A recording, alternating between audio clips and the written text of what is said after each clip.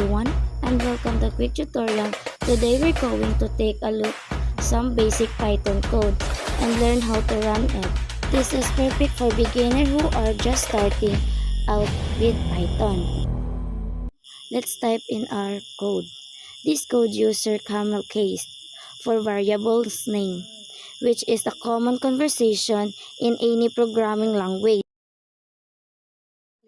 This line creates a variable called username and assign the string Alice to it. User age 25. Here are create a variable user age and assign the integer value 25.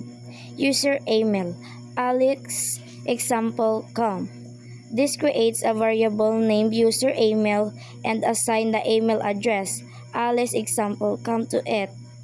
Next, we print the variable. Print name username. This line print the string name followed by the value of the username variable. Age user age. This print age followed by the value of the user age variables. Print email user email.